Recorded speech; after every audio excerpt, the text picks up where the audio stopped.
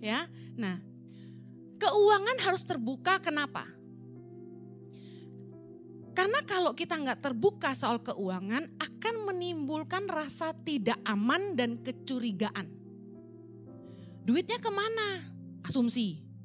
Ada suami istri yang istrinya nggak tahu apa-apa tentang uang suaminya. Suaminya pegang sendiri, ya. Dan dia nggak punya kontrol atas uang suaminya. Dan suaminya nggak kasih dia, nggak terbuka tentang keuangan suaminya. Dia cuma kasih uang sayur aja tiap bulan. Apa yang terjadi? Suaminya foya-foya dan tentu punya perempuan akhirnya, gitu loh. Istri-istri yang seperti ini tuh pasti menderita.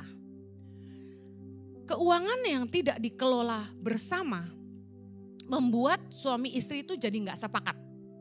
Jadi kalau kita taruh uang tuh sama-sama, kita akan berdiskusi.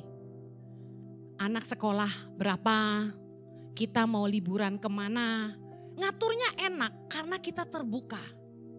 Tapi kalau insecure dari awal nikah udah ketakutan nih. Zaman sekarang kan yang paling heboh tuh apa? Harta gono gini. Banyak orang yang menikah dengan keluarga yang kaya raya, bahkan sama-sama kaya, ketakutan, insecure. Kalau sampai cerai gimana? Mendingan gono gini daripada nanti cerai ributin harta. Zaman dulu harta gono gini ini gak pernah ada gitu. Kalau orang tuh udah mikir cerai waktu mau merit, menurut saya jangan nikah. Don't plan for exit. Kalau Anda mau nikah, itu harus ada ketetapan, one way ticket, no return, no refund. Jadi suka gak suka jalanin. Kalau cerai ya cengli aja, bagi hartanya. Lawang ngurus anak kan gitu, zaman dulu kan gitu. Tapi karena sekarang orang sudah ada harta gono gini, cerai kapan aja jadi siap. Udah siap-siap soalnya. Saran saya, don't plan for exit. Kalau dari mau nikah aja udah gak ada kepercayaan terhadap satu sama lain, jangan nikah. Mendingan jangan nikah. Saya pernah dipesan gitu, kalau nikah sama suami saya jangan ngarepin harta. Oh sorry, gak ngarepin gue. Saya gak pernah ngarepin. Harta orang tua aja gak diharapin, apalagi harta mertua. Dan Tuhan buktikan dia setia dalam hidup kami. Amen. Tapi keuangan kami berdua, kami sangat terbuka. Joint account dari sejak nikah. Duit taruh situ sama-sama. Gak ada istilah gue nyetor lebih banyak, lu nyetor lebih sedikit, tuh gak ada bahasanya. Uang sama-sama, dikelola bersama-sama. Kalau Jojo nanya saya, duit habis kemana? Saya kasih bukti, nih. Saya bilang gini, kamu mau ambil alih? Mau urusin bayar tagihan tiap bulan? Mau urus bayar gaji pembantu, uang sekolah? Kalau mau gue serahin, tinggal kasih gue uang jajan.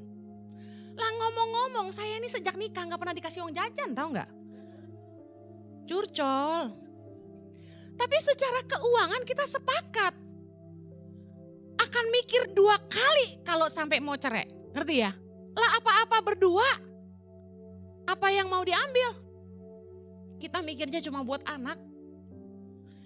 Keuangan yang tidak sehat dalam rumah tangga, itu tadi tidak terbuka ya, bikin kita sering ribut.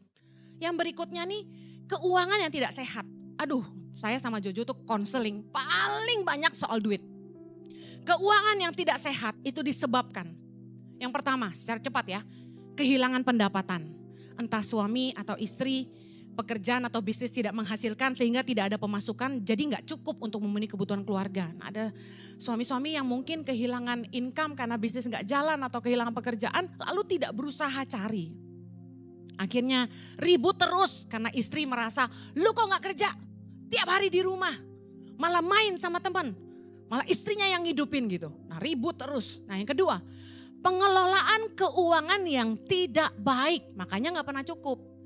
Pengeluaran lebih besar daripada pemasukan. Hutang menumpuk, pinjam online lagi. Nah ini yang membuat rumah tangga sering ribut. Yang ketiga, tuntutan pasangan yang berlebihan. Ada istri-istri tuh yang, saya ngomong istri karena kebanyakan perempuan ya yang punya gaya hidup, standar hidup yang tinggi sehingga menuntut suaminya harus kasih lebih.